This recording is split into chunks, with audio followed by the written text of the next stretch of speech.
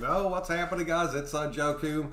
We're going to break down a few different things tonight. It should be a pretty decent show. I'm glad you guys can make it out. There's already a good bit of people in here. I really do appreciate that. But I want to break down the number 24 for Chase. He wanted to know the history of the number, so we're going to take a pretty in-depth look at that. Plus, we had some other things happen today. The first and foremost, I ascended. I finally moved to blue. My buddy Dusty, the part of Too Legit Gaming, came out there, changed my little icon for me. I was so happy. Next week's going to be a year from when I made my first video. So he went ahead and upgraded me a little bit. I love it, man. I think it looks so sick. So thank you, Dusty. I really appreciate that, man. The next thing that broke today was Booker ended up getting COVID. He's going to be put on the IR for 2 weeks. I don't know. I've said it before. I really didn't think Booker was going to be one of those guys that made this team. I don't want to see him not make this team and not even have a shot at it because of this COVID crap. But now that it's actually hit the Raiders, and you might see some other names starting to pop out on that list. Damian Williams, Kansas City running back, he did pop up on that list today. He is going to opt out for the season. He played pretty good down the stretch. They got that rookie running back coming in. As far as their running game's concerned, I think it's pretty much plug and play for them. So it's not a real big loss for them, but it is another dude that went out there and has opted out. They have not actually signed the players' agreement and the NFL agreement. So that 7-day period hasn't even started yet, and you're already seeing these guys start to opt out. Once all that paperwork's finalized, then they will have the full 7 days. But the way that I understand it right now is if you don't opt out, you get to week 1 and then the season ends, you get paid your entire salary for this season, and then this year actually counts towards you. So I'm surprised a lot of players are already opting out, but that is what it is. I'm not going to question anybody taking their safety out there. So, I mean, that is what it is. And then we're going to talk about Gruden's press conference. We're going to talk about Ruggs' press conference. And like I said, man, we're going to break down 24. So we're going to jump into some comments. If you're new to the channel, please do subscribe. I always do appreciate that. I always do go live, and I do my damnedest to hit all the comments in the comment section and just kind of have an open Raiders talk out there. So Diego, what's up, dude? Welcome to the show. Ruggs also got interviewed. I got you on that. Nicholas, what's up, man? Awesome. I got my Willie Brown autographed Black Official 24 today in the mail and had to pull the trigger and treat myself. Dude, you definitely need to treat yourself. That is awesome, dude. Truly, truly awesome. Raiders Hub, what's up, dude? That name change didn't phase you at all, man. I'm telling you, dude, you're going to keep growing, dude. I'm so damn happy for you. Love watching these Raider channels explode like that, and you put on a damn good one. I'm looking into buying a Woodson throwback jersey. 24 is my favorite number. I wore it when I played baseball. Do it, dude. Go out there and wear it. Put yourself out there. Oh, let's see here. I like this idea here, dude. The more people need...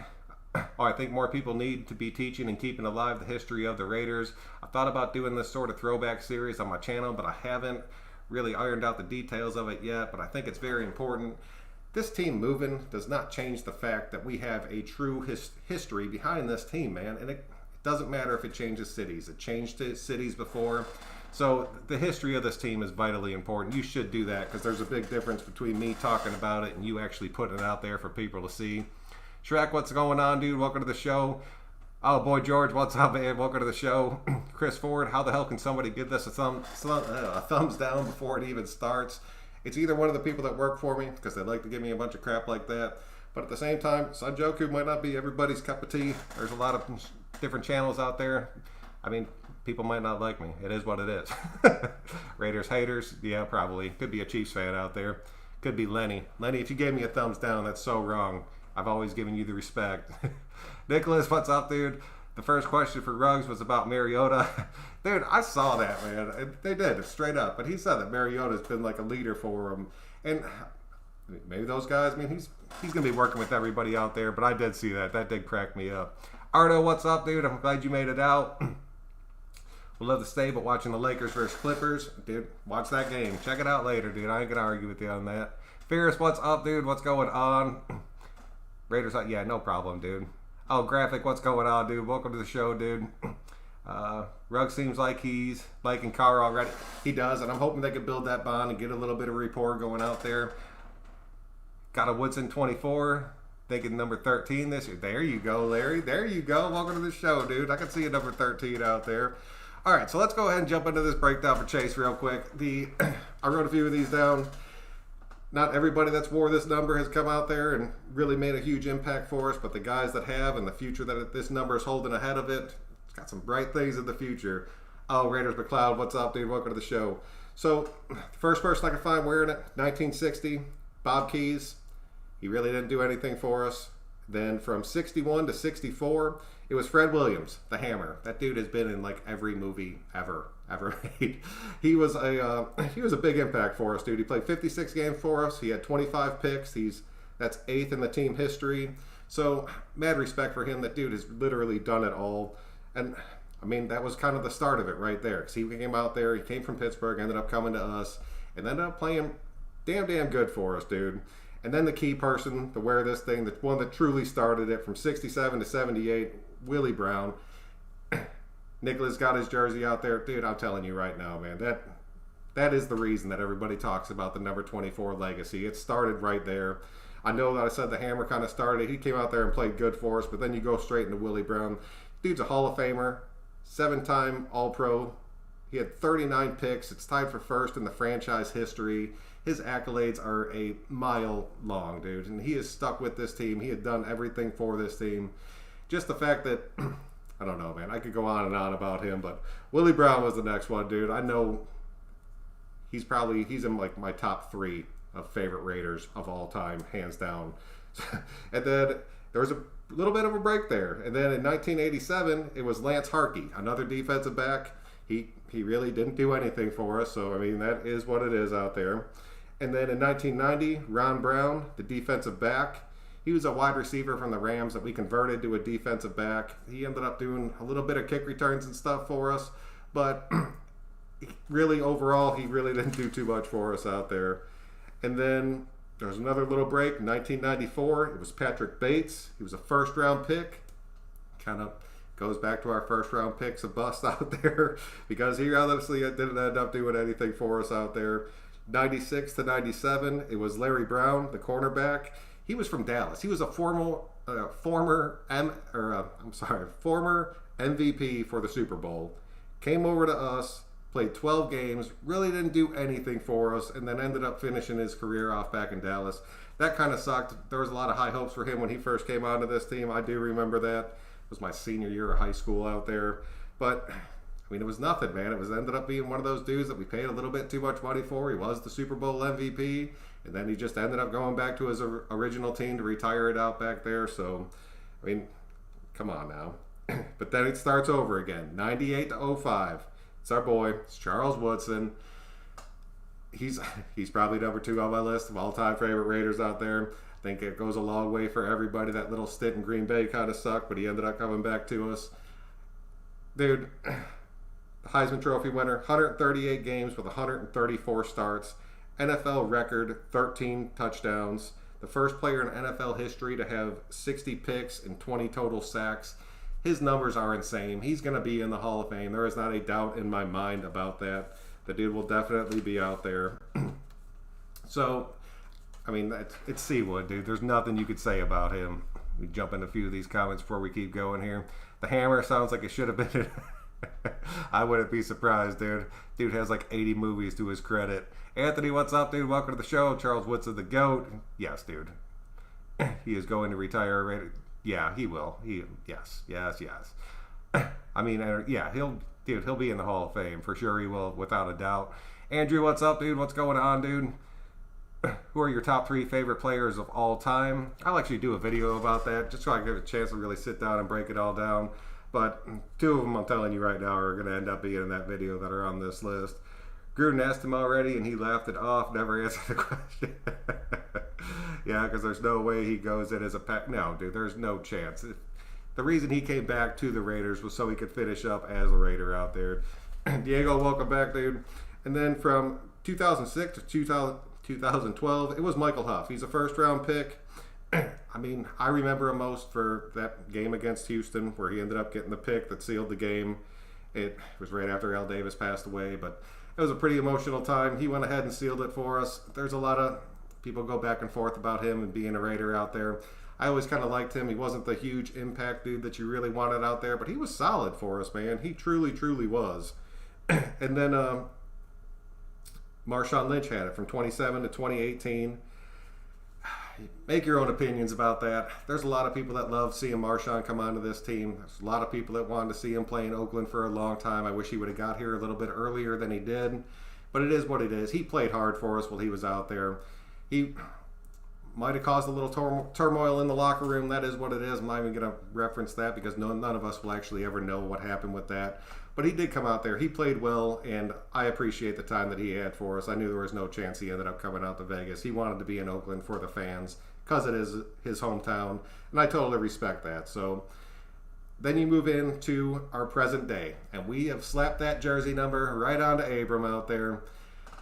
I have so many mixed emotions about him, man. That first half of football we got to see from him, he looked like he has the potential. He definitely has the mouth of a superstar, and I truly think that he can go out there and defend it. I really think that he can. There's not a doubt in my mind that he can go out there and give the respect this number deserves. Even Woodson talked to him about it. I think Woodson talking to him before last season was one of the things that got into his head and got him all jacked up to where he was flying around at 150% and ended up dropping his shoulder and just blowing it up out there. So I'm confident that he's going to carry this legacy. I think he's going to be the next big guy for us to really put some more history behind this number out there.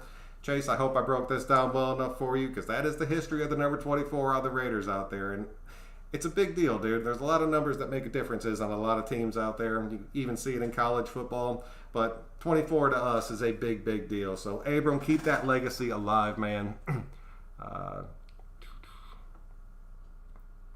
Oh, yeah, Raider subs in here. Right. If Abram can't be half of what Woodson was, I'll be a very happy camper. Yeah, dude, that's what I'm saying.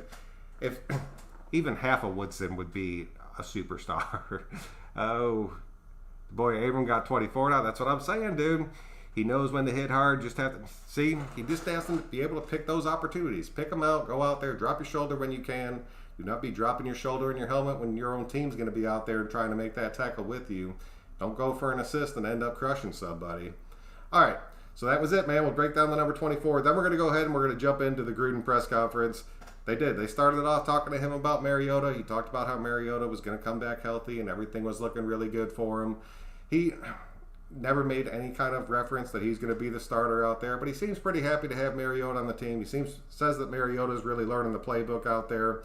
So it's good, dude. It's good to have that backup out there. It's good to have somebody that's going to push Carr out there. I totally support that. So hopefully he can come out there and really get it going and get this offensive down and just really keep helping these young guys like Ruggs out there that are coming in who are getting like limited practice time because you can only have so many people out there. Even if he's working with Mariota, he's still getting this offense down. He's still learning the things that he has to learn. And a guy like Mariota can totally help push that. So I support that completely. Super Saiyan Blue. Yeah, dude. Telling you, Deco. Step it up, dude. I ascended. I finally ascended. If I make it to 5,000 subs, I'll go Ultra Instinct. So it's going to be a minute. I do want to see him shine in coverage, too. Yeah, I think very, very possible. And then he went on. He kept talking about the virus, how we got to beat the virus. He was kind of stressing that as far as setting up the protocols. And it seems like from what Ruggs was saying, that these guys are pretty much getting in there, doing their work, eating, going home, not doing any of the outside activities, just kind of keeping it focused, keeping it as a tight little group. He talked about some teams having fans and other teams having cardboard cutouts. I really don't agree with that. If you're not going to let some teams, and I don't care who it is, not have fans, you can't let anybody have fans. That is an advantage, like a big advantage. And I understand it's a moneymaker for the NFL, and that is what it is, but you have to keep that fair, dude. That's a big, big difference maker out there. And then he started talking about our defense. He talked about Marinelli for a little bit, how Marinelli can come in here and help shape these defensive guys. He called P.J. Hall out by name again for showing up last year a little or overweight, saying that cannot happen. And he wanted to see how he was going to be looking this year. He talked about Key for a little bit. He talked about Mo Hurst having to step up. So he's been talking about a lot of the same things that we have been talking about on this channel, and I'm really hoping these guys come out there and do shine for him. He put a big circle around Collins out there. I think Collins is going to be a major impact on this defense. But he also said something that he came out there and he has not even talked to Corey Littleton yet, like their franchise marquee linebacker that they went out there. Has not even shook his hand or talked to him for a second. So, I mean, that's showing you the distance that these guys have from each other, which really that's a difference maker, dude. Like a big, big difference maker. And then he also talked about how he sucked last season. And I mean, those are his words, not mine. He was talking about his goal line offense inside the 5 pretty much, and how he could not push the ball through. So hopefully he's going to expand this thing a little bit. Hopefully the surrounding talent he has. He talked about his young players coming out there and how these young guys, he doesn't care who they are. If they're ready to start, they're going to start. I was so happy to hear him say that. That could open up the door for a lot of these guys out there. But at the same time, he's saying that, but these guys are not going to have the time to put in to learn everything that they need to be the starters out there. He mentioned he's really excited for Malik Collins. Yeah, that's what I'm saying, dude. He put that circle around Collins. I'm so excited about Collins. Collins was an addition I was not expecting, that I am so happy. Decoy watching from Japan. Dude, hopefully everything's going well over there. I know you guys had sports back on before most of us, so hopefully it's settling down for you over there. If not, dude, just lay low until it blows over. PJ Hall was overweight. He was, dude, and they called him out, dude. They truly called him out for it. So hopefully he's putting in work over there, getting everything going, and he's putting in the effort to get this weight loss and get everything done. Let's see here. All right, and then the Ruggs interview. He started off talking about how he's getting acclimated to the on-the-field activities, going from his own training, getting into the real training of the actual team participations and everything like that. He said that he was out there for the car practices. He was out there for about 2 weeks, to where he was actually involved with the practices. He talked because of his leg injury, and he talked about the rehab of his leg injury. But he said he's completely healed up, 100%, no soreness, no setbacks, no nothing at all. I was so happy to hear that, because there's always those underlying questions out there. But we saw him running, dude. That dude has not slowed down a beat. And it sucks that he missed out on a good bit of those practices because of that leg thing. Because Gruden talked about that too. He had no idea these practices were going on, because he's not supposed to have contact with these players, which I don't believe happens. But Carr got all these guys together. Ruggs did get out there. A lot of these guys got out there. I was super happy to see it. I don't know if Booker got out there. Do you guys know if Booker was out there with them? Because if he was sick out there, that sucks. But I really don't think Booker was out there with these guys. So, and then he talked about his relationship with Ruggs, going all the way back to Alabama, how they stayed in touch. And it was pretty much just keep your head down, get the work done, get everything going. He said all the right things. I was super happy to see it. We got a shot, dude. We got a shot at being a super, super high-powered offense. He talked about Edwards for a minute, just how big and physical he is. And you could see when they asked him about Edwards, like he sat back in his seat and he got that smile on his face. Just because he knows, man. He knows what that kid can do. He's played against him in the past. What time is it? Oh, in Japan it's 11:38.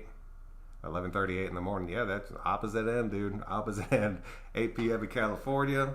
And it is, it's like 10:30, 10:45 out here. So that's pretty much what I have for you guys tonight. I wanted to show you one other thing. I was kind of hesitant on putting this out there, but I want to get your guys' opinions on it.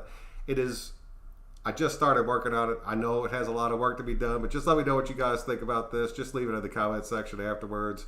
See if I can get this to pull up here.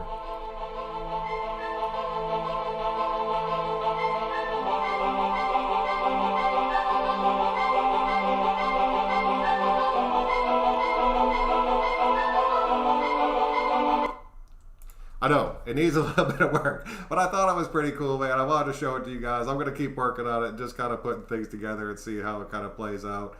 But give me some thoughts about it. Let me know what you guys want to see out there. The thing I'm working with, it's real limited as far as like me uploading my own clips and stuff.